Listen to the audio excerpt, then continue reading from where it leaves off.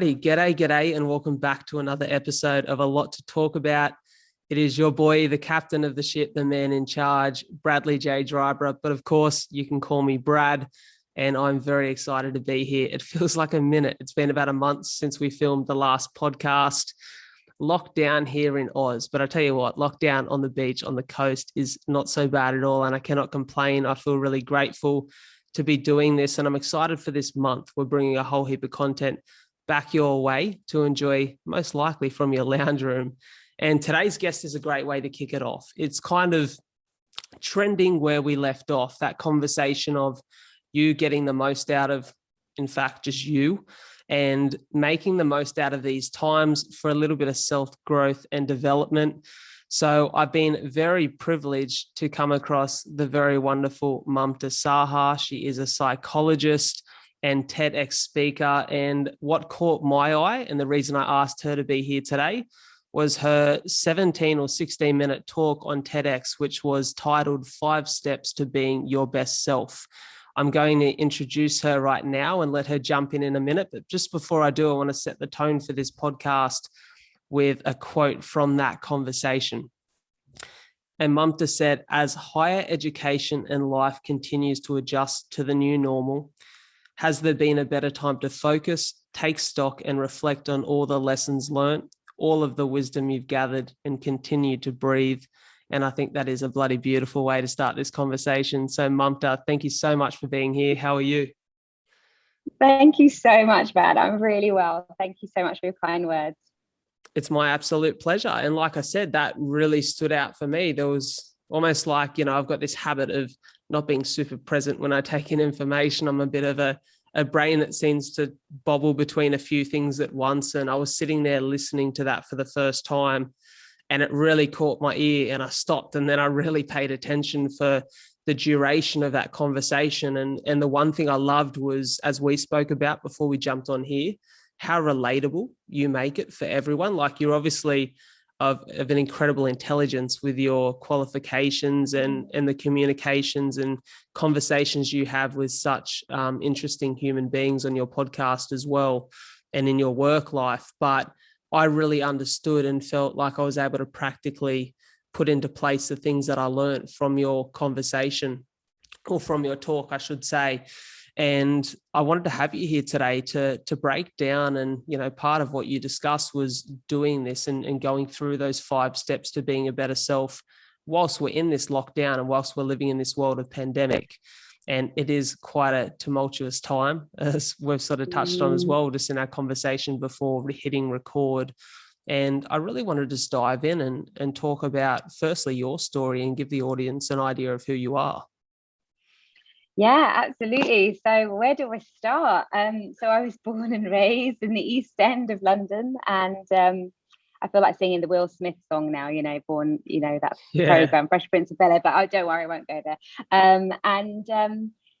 I was raised predominantly by my grandmother, who was like my spiritual guru, because she meditated for about 30 years of her life. So not consistently meditating for 30 years, but in the morning she'd go to a meditation center, and in the evening she'd go to a meditation center.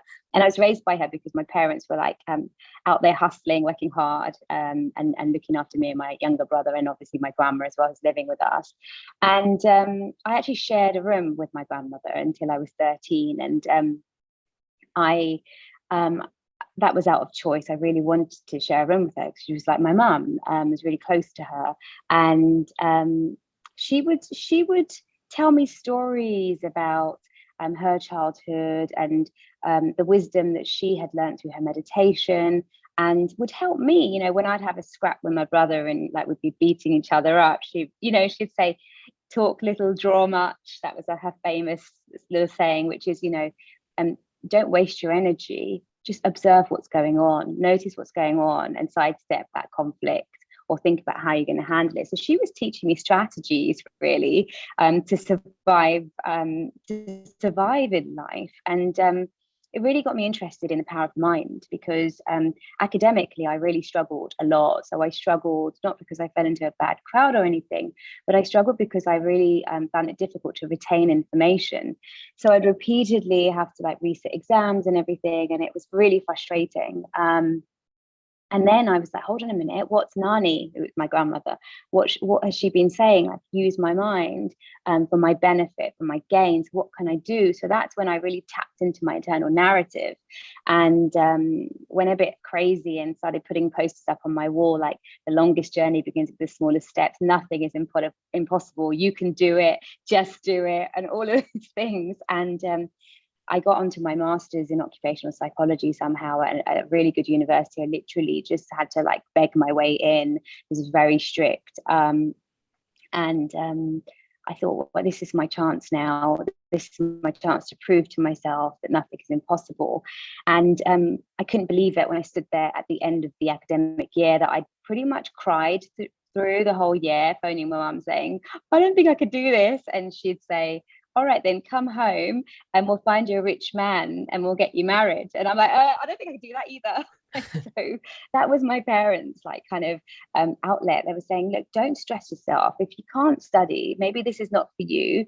Maybe you should just be a mum. And, quite a sexist household I was raised in, that, maybe you should just get married and, you'll be an amazing mum. And that will be your life's problems solved. And I just couldn't accept that within. And so when I got my degree, when I got my master's, it was like unbelievable. And then I really used affirmations and the power of affirmations with everything that I did. And then I started saying to myself, I'm going to get myself on TV. I'm going to get myself on the radio. I'm going to be doing a TED talk. I'm going to be speaking to the CEO of the company I was working for at the time.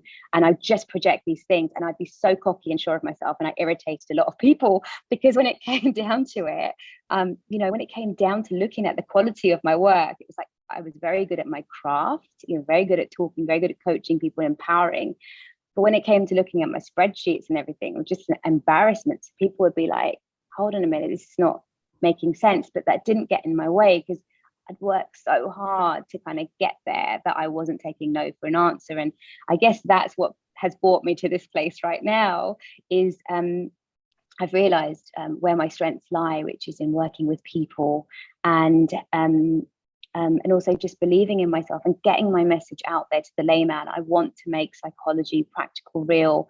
I want to make it accessible. Why should people have to pay lots of money to see a therapist? And that's why, if you see on my Instagram, I'm always trying to share helpful nuggets of practical advice that people can follow, because I know that if it wasn't for the things that I read or the wisdom that I received growing up, and the insights that I gathered, then I don't know where I'd be. So yeah, in a nutshell, that's my little story.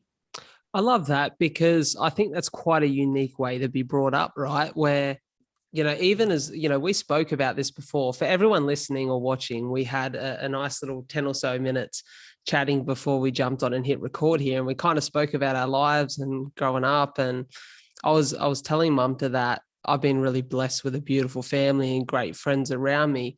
But it wasn't really until I became older that, I guess, mindfulness and thinking about your psychology was really, really a part of my being, and really a part of daily practice and thought, where you've had your grandmother who, from such a young age, has almost, without drilling it into you, like, you've just been a byproduct of existing around her and being around her. And that's a really unique way to be brought up. What is that conversation like as you enter your teens and your early 20s, where you've understood this stuff and been present with it for so long, but a lot of the people around you haven't? Yeah, I'll be really honest. That's such an amazing question. Thank you, Brad. I found it very difficult to connect with people because I felt, and not to say anyone's better or worse, it was just the level of awareness and, the level of superficiality that I was around. I didn't have the capacity to really know how to navigate in those situations. So I'd really struggle with shallow conversations and like networking events, because I'd want to talk about the power of visualization. And my husband's like, you can't talk about these things when you first meet people. Like, why not? It's all about, this person's just being negative. It's not good for their energy. And he's like, yeah, but they're politicians. Like, you know, like they're being really honest. Like, okay. So I did struggle for a very long time, but and I tried to become something I wasn't, so I could fit in. And that was, you know, and I failed big time, because I think when you're inauthentic, you always get found out, and then you just get frustrated within yourself, because you're like, who am I anyway? And so I'm really, now obviously I'm a little bit older than 20s, but I look back now and I think to myself, I wish I could have been a little bit more comfortable with not connecting with as many people as my other friends had connected with, or people looked like they were connecting with, and being okay that, and confident that, you know, my tribe will gravitate towards me, and I just got to have faith in being myself, because that's what's happened now. You know, I've got beautiful community around me. I've got lovely friends, and not to say that I don't talk to people who are not on the same emotional maturity or emotional intelligence level as me, not at all. It's just I know how to manage myself in those situations better, and I don't take things personally. So if I don't connect with someone, I don't see it as there's something wrong with me. I just see it as everyone's on their own journey, and we all have different values and different interests, and it's okay. It's good. I think whoever's meant to be in my life is meant to be. But earlier it was hard. Most definitely. And I feel that. And the reason I asked that question is because whilst like I said, it wasn't super present within my mind, the things that you were thinking growing up, for me, being born with cystic fibrosis and a chronic illness, I was so health aware and so presently aware of like what I was putting into my body and the way I treated my body, that in my early teens, I had a similar frustration, but in the sense that I couldn't understand this like need or want to binge drink, or for people to use recreational drugs. And it used to frustrate me, and I didn't know how to communicate that. It became frustration and almost closing myself off and stepping away from people. And it took some real time to actually sit with and understand that I could truly and authentically be myself and learn to tackle that and communicate that message in a different way. And that, I think that just come with maturity, as you said, through time, and really working on just being you and being authentic and having those conversations in a way that isn't sort of like you jumping at someone or throwing something in their face that you feel you know that they don't.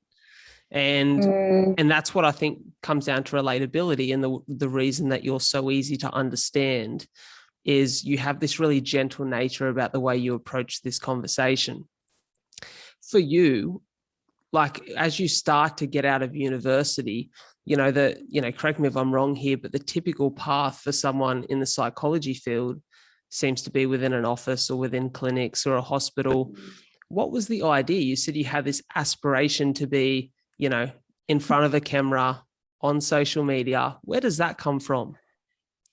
Well, after I finished my master's, I honestly was like so overwhelmed that I'd even got that far, because it had been like such a hard slog and failure after failure after failure that I just almost couldn't get my head around it. And then I realized the power in just having conviction and certainty around what you wanted. And then I made a list, and I remember my flatmate at the time thinking I was nuts, because I was like, I'm going to make a list of all the things I want, and I'm going to go and do them. And she's like, what's on your list? I said, well, I'm about like 5'1" something. I said, I'm going to be a modeling. I'm going to be a modeling. I'm going to be a model. I'm going to be a part of a modeling agency.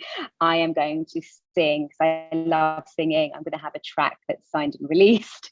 I'm going to work with a particular producer.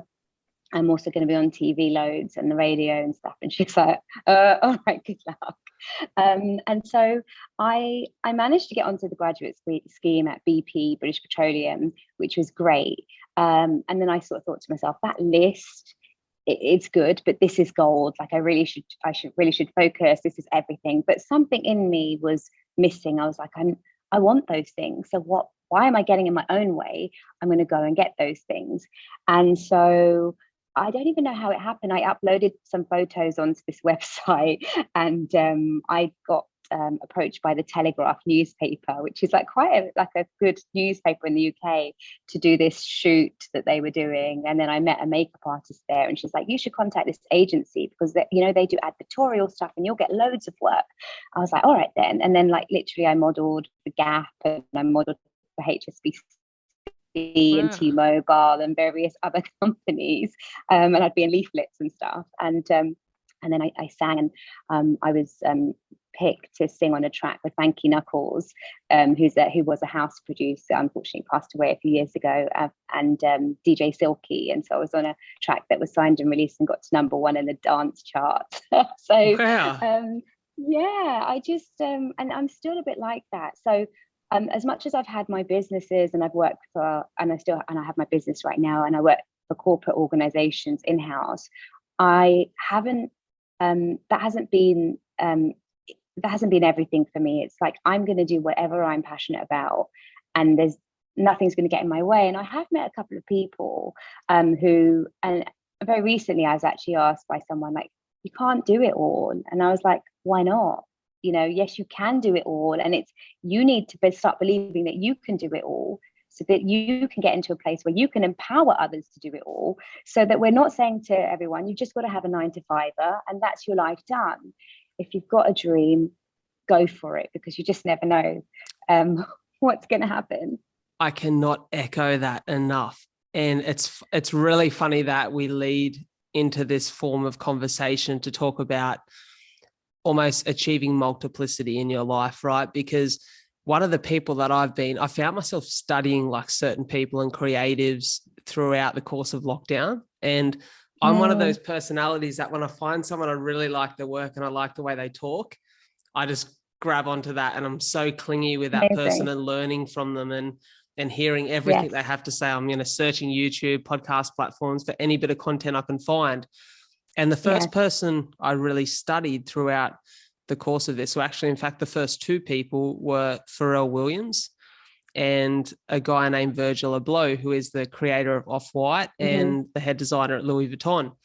And both of those guys quite consistently speak about being a pluralist and being someone who can do many things at once. And the fact that we're all born to be that way, right? But we've pigeonholed ourselves to be the psychologist or the podcast host or the real estate agent, and you kind of feel like you can't get outside of the linear line that you've set for yourself, and you can't be doing many things. And I've decided to challenge myself a little bit, because I'd almost inherently sort of narrowed myself into that space because this feels so purpose driven to me. But I want to be challenged, and I love that you talk about that, because that theory of belief. Another conversation I had with a friend of mine just the other day about belief systems, and ultimately what you believe is 100% what you become, because your belief system is then mimicked by your behaviors, and your behaviors create the end result. And so that I love that you have this thought process that allows you to dive into so many areas of your life. And ultimately, it's led to us connecting, and it's led to so many connecting with you. So I'm so grateful you have that mindset. And so kind. I guess I really want to unpack, I spoke about it in a conversation recently with Hannah, the one that you listened to and the one that we connected off the back of. And we spoke about vulnerability being the bridge to connect people from different worlds. And for you, was it a real challenge to know and be studied in your field, but then to be vulnerable and to share your experiences and things that can be a little bit confronting to put out on social media and in front of larger audiences to in fact help people? Yes, 100%. So you're training to be a psychologist, the grooming that you get, and this is why I'm really passionate about people going to see a qualified psychologist or a psychotherapist, the grooming that you get is really rigorous, and you are taught to be objective, unbiased, and not to share anything about yourself, because you are fully there for your client. It's not about you. So I, having had this training, I was very closed. Very, very close. I didn't share anything with anyone. And I remember when we first moved to Dubai, I thought I've got to speak to someone about this big problem that I've got. And I went to see a psychologist. I said, I've got a big problem. She's like, what problem have you got? And I said, I can't share my problems. And she just started laughing. And she's like, why not? And I said, because I'm supposed to be the one who's there for everyone. And I just find it very uncomfortable complaining or talking about what's going on with me. And she said, look, I go out with my friends all the time. I moan about my husband. I moan about this. I complain about that. I talk about my challenges. I'm like, really? Do you? And so for me at that point, I'd got permission to share and just feel comfortable in sharing what was going on for me. But what I've learned is because I'm deeply reflective and I'm very, very feelings orientated. So, and I think that is me with my psychologist hat on, but you apply that to your own life. And I'm also deeply self-critical because constantly observing yourself. People think psychologists are looking around observing others. No. We are mindful of ourselves when we're not practicing coaching someone or being in therapy. It's like, what am I doing? What am I thinking? Why am I thinking that? Where did that come from? Is it childhood trauma? How can I solve that? So it's taken a long time for me to be vulnerable and to open up. I even, during my TED Talk, I was a little bit nervous even sharing about my grandmother. Sharing what I shared for me was such a big deal. And should I ever be blessed with another opportunity to do another TED Talk, I would definitely be a lot more vulnerable than that, because it was very scary. But now I have started to open up because only selectively, only to people I feel comfortable with, because I find it's very freeing and it's enabling for others. But it hasn't been easy for me. Yeah, and that's the thing, isn't it? It's almost the stigma that like, oh, well, you're a psychologist, you should have everything together. Yeah. But then we're all human. 100%. We're all human. And actually, I find with my clients, I'm coaching a couple of married couples at the moment. And I find that when I do share things about the dynamics of my relationship or how I've handled conflict or, sticky situations that they might be finding themselves in, I see this light relief on their faces. And I say to them, look, is it helpful? Can I share an example with you? And they're like, yes, please do. This is really helpful. It lets them know that actually nobody's perfect. I'm far from perfect. I have so many flaws. It's unbelievable. Nobody's perfect. And there is real power and connection in sharing. Without a doubt. And I've, as I said, I think with vulnerability, and it's something that I've learned, especially with my podcast guests, that I've been really privileged to have some incredible conversations with people who have walked into the room, being a stranger, within about 10 or so minutes, if you can acquaint yourself and share a few things that are a little bit vulnerable, by the end of it, you walk out with this friendship and this really incredible, this almost really incredible connection. And it just feels like you've almost known each other for a lifetime off the back of just that conversation. And I think that's so special. I'm really interested to hear, Mamta, we're in these very weird times right now where the pandemic and lockdowns and COVID has changed the way that a lot of us live. It can be felt as or seen as quite a chaotic society right now. How much has it changed your job and the way that you need to address these conversations? Yes, I think anxiety is obviously at an all-time high, and anxiety is all about control. It's about wanting to control the future or control what's happening now and not being able to do that. And so anxiety is really increased. Also, what's happened is if there were niggling issues in relationships or dynamics, family dynamics, they've come to the fore because people haven't been able to escape to work, get away from the house, whatever.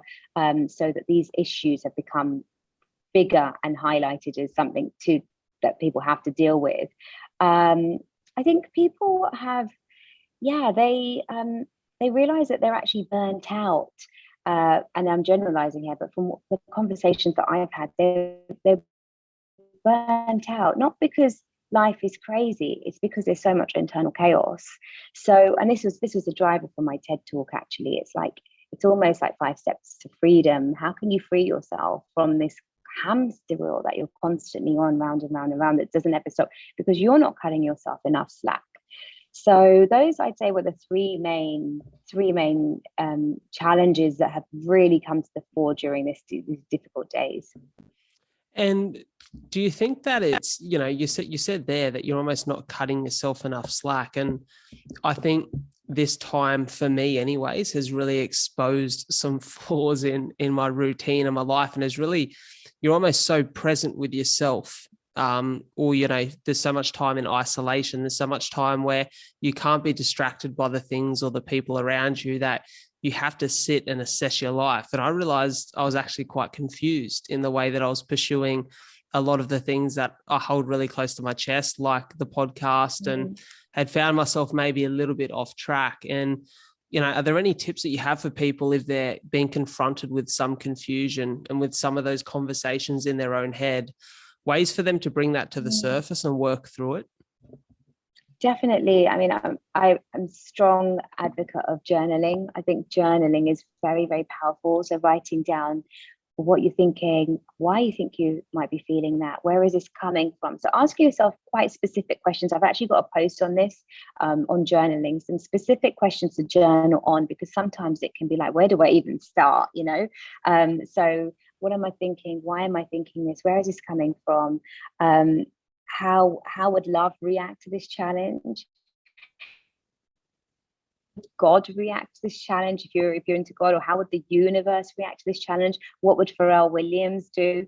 Think your mentors, think about changing your perspective on what's coming up for you. And the more you write, the more you take it out of your body, your head and your heart, and onto the page, the clearer it becomes. And also just sitting with things like you did, just sitting with things and allowing yourself to slow your world down, and being okay with the discomfort that brings. And this is the thing, it does bring discomfort, because you're like, oh God, what am I doing? I've been doing it for so long. Should I just carry on doing it? Or no, actually, should I take the slightly harder, challenging route to reflect on what's happening, what has brought me to this situation right now? And being kind to yourself. I think there's a lot of research there's a lot of compassion research that says that we're more able and more likely to be compassionate with others when we can extend that compassion to ourselves first. And if you can't be kind to yourself, then you have to think about how that's impacting your family dynamics, how that's impacting your health, how that's impacting your children. So thinking about, how can I be kind to myself? How can I forgive myself for maybe making a few wrong choices, and being all right with that, and just extracting the wisdom from that. So there's some reflection points there. I hope that makes sense. It definitely does, because I actually started journaling through the beginning of this lockdown, because for me it was, sometimes it's hard to communicate confusion to others, right? Where you don't even know what you're thinking or how to say it. It's actually quite hard to communicate. So for me, I started just writing, and it's something that I guess the idea was sparked for me off the back of Matthew McConaughey's book, Green Lights, which I really enjoyed. And the consistent theme of him journaling his life. And there was something he wrote in that book that really stood out to me. And it was that he wishes he journaled more in the good times, not just the bad ones. And so I was like, well, throughout this practice, I really need to put words on paper, not just when I'm confused, but when I feel really good about things, almost those reminders as to the things I was doing and the routines in my life that allowed me to feel so good about where I was at. And it's funny because for me, the journaling actually turned into me writing a memoir, a book on my life, which through the course of lockdown is now 26,000 words in, and has turned into a conversation with publishers, and like it's kind of taken a life of its own. But I said to a friend of mine the other day that he asked me about the experience of writing the book, what that's been like. And I almost said it's almost like, not in a righteous way, but advanced journaling, where when you write 26,000 words and it may be 5,000 words or 10,000 or even 2,000 for someone else, you really start to see trends and patterns in your life that start to really make sense around the certain behaviors you have and the ups and the downs and just the ebbs and flows of your journey. And I noticed for me that some of the moments that some would maybe consider chaotic with my health, where there is a sharp decline in my condition or my health or the way that I feel, off the back of it, it was a catalyst every time for real change in my career and my life and the way that I lived. And for me, that was actually quite educational to go, okay, I know why my life tends to trend in this way, where every few years there is this dramatic change. And how can I work with that and be a little bit more present with that? So the next time that comes up, I make sure that I'm making the right decision. I make sure that it's the right thing for me. And it's just been a really nice process. So I would recommend it to anyone. Like, I'd even say write a book on your life. 100%. I definitely think that everyone has a book in them, and then you just need to get it out. And the thing is, it's a gift to the world. Your book is a gift to the world. So if you can get it out, and park all of the narratives that's telling you not good enough, or you can't write, or you're not a writer. Like if you can write a sentence, you're a writer, basically. Get it out and give it to the world, and it will just take its own life form. And I love that point around journaling when things are good. Actually, a practice that I do, a morning and evening ritual that I have, is even before I'm getting out of bed or getting into bed. When I'm in bed, when I go to sleep, I think of 10 things I'm grateful for. And when I wake up in the morning, I just think of 10 things I'm grateful for.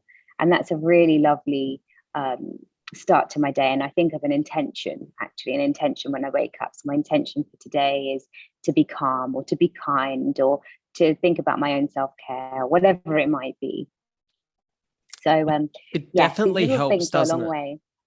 It does. I've had a practice for some time now when I go for a run, and I love running, and it's been something that's new to me. So the last year and a bit. And when I'm on a long run and I start to feel quite tired or fatigued, I call it counting my blessings. It's like I say, I'm blessed to run. I'm blessed to be healthy. I'm blessed to be out here in the fresh air. I'm blessed that my worst day would be considered someone's best. And then I just go, I'm blessed. And for me, it never fails to put me in a bad mood and make that run feel a whole lot better and a whole lot lighter on the legs. So to follow on from all of this discussion around the things that we can be doing in a lockdown, in a pandemic, when we have more time to self-reflect and to think about where we're at and be present with life. One thing that struck me in thinking about this interview and having this conversation was very soon, especially here in Australia, and we hope so, that very soon across the world we'll all be heading out of this period, out of lockdown, and there's going to be this influx of social interaction again, this influx of energy, and almost like the anxiety of the world that we used to live in that was so high-paced and so full-on after such a rest period is going to hit us all at once again like a ton of bricks. And I wonder if there's any advice you have for everyone listening, watching, and also for myself when re-entering this world that we once knew. What would your advice be to make sure that we handle that correctly? So I would say it's really important to know what your boundaries are. So what are your boundaries in 4 areas? So in 4 areas of vitality that Harvard Business School talk about. I mentioned this on my TED Talk. So spiritual vitality, emotional vitality, physical vitality, and mental vitality. We've had so much time to reflect, to recoup, to delve into those areas in our own little worlds and form a routine that we're comfortable with. A lot of us have. So how are you going to uphold those going forward? Because, people will be wanting to go out for drinks more, or wanting to play an extra game of pool, go for a longer lunch, or whatever it might be, when you may have been doing a mindful walk in the park at the hour instead. So what are you going to absolutely uphold? Write these things down. Also, there's a lot of research around goal setting and intention setting in relation to your values at the start of any project. So psychologists looked at kids in America, and they had 2 groups of children. So one group set intentions, thought about their values, and thought about how they were going to uphold their values through the academic year. And the other group didn't do anything at all. And obviously the group who did do that right at the beginning of the academic year were leaps and bounds ahead as the other group who didn't do anything at all. And that just shows the power in having these intentions and boundaries. But think about your values, because your values make you unique. They're your anchor. And if for anyone who doesn't know what their values are, just think about when times are good, what's there for you, and when times are not so good, what's missing. and you'll get your values. So when times are good, maybe you had freedom, you had respect, you were supported, etc. And when times are bad, those 3 things or 4 things may have been missing. And set some goals around those values. How are you going to uphold them for the year? And check in with yourself. Carve out time in your diary. Put those moments in now. Lunch with myself, or cinema date with myself. Walk in nature. Have those things in your diary already. There's nothing stopping anyone from doing that. So that when your mate says, let's go for a road trip, you say, oh, I'm so sorry, I've already got something at that hour. Maybe we can do the following day or something. I absolutely love that. And I think that's an incredible way to think of it, anchors and values. And I know that listening to, like I said, can't hear you, Brad. Can you hear me okay there? Can you hear me okay? Oh, I can't hear you. Hello? And unmute sometimes. Sometimes Zoom can. Oh, there you are. Got you. Can you hear me? Okay. We lost touch for a second there. Sorry. That's okay. I love the way that you put that there, talking about anchors and values. And I know that watching and listening to a lot of incredible people over the course of this lockdown, like I touched on before, they all have those anchors in their life and those things that are forming a part of their routine in their hectic schedules. So I think it's a really practical way to think of it. The last thing that I want to touch on here before I let you go is if you could have some words of wisdom to leave with the audience, one thing that you'd hope they remember off the back of this whole podcast, what would it be? Okay. So my advice would be to just know that time flies really quickly. So cut yourself some slack, try and be present and love what is. Because before we know it, the day is going to move on. It's going to be the next day, the next week, the next hour, and that time won't come back. So think about what you can find in each moment just to love what is. I absolutely love that as a way to finish. Love what is. Thank you so much to the incredible Mamta Saha. I feel very privileged to have shared this conversation with you. And I'm going to make sure that all of your socials and all the links to your podcast and everywhere that people can find you across the web is here in the show description. I feel very grateful to have had you. Thank you for your time. Thank you so much, Brad. It's been so much fun talking to you, and I look forward to speaking to you again. You're a gem. Thank you. Take care.